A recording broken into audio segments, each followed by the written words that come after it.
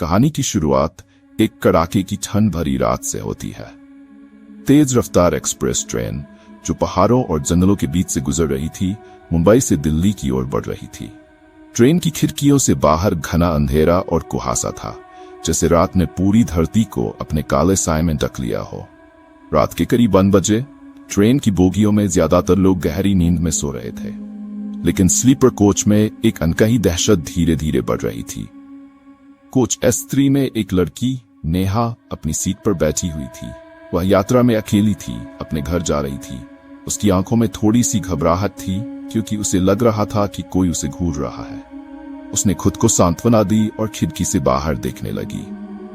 कुछ ही देर बाद अचानक ट्रेन की बत्तियां झपकीं और बोगी में अंधेरा छा गया। नेहा का दिल तेजी से धड़कने लगा। उसने चारों ओर देखा, लेकिन सब शांत था। अचानक किसी भारी आवाज के साथ उसका सीट का पर्दा हटा और 2 काली परछाइयां उसके सामने खड़ी थीं। इससे पहले कि नेहा कुछ समझ पाती, उन्होंने उसके मुंह को जोर से दबा दिया और उसे घसीटकर खाली सीटों की तरफ ले गए। उसके साथ बर्बरता से बलात्कार किया गया और फिर उसे बेरहमी से मार डाला गया।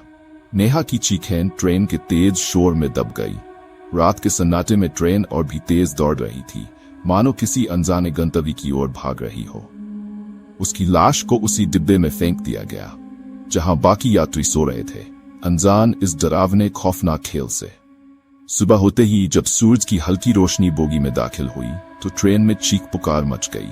नेहा का खून से सना शरीर देखकर यात्रियों में हड़कंप मच गया। उसकी आंखें अब भी खुली थीं, मानो किसी से न्याय की गुहार कर रही हों। पुलिस को बुलाया गया, पर तब तक हत्यारे ट्रेन से कहीं गायब हो चुके थे। कोच S3 अब एक अभिशप्त बोगी बन चुकी थी। लोग कहते हैं कि जब ट्रेन रात के अंधेरे में उस जंगल से गुजरती है जहां नेहा की हत्या हुई थी, तो उस डिब्बे से उसकी चीखें आज भी सुनाई देती हैं। कुछ यात्रियों ने दावा किया उन्होंने एक काली परछाई को रात के समय उस बोगी में चलते हुए देखा है, मानो वह किसी और की तलाश में हो।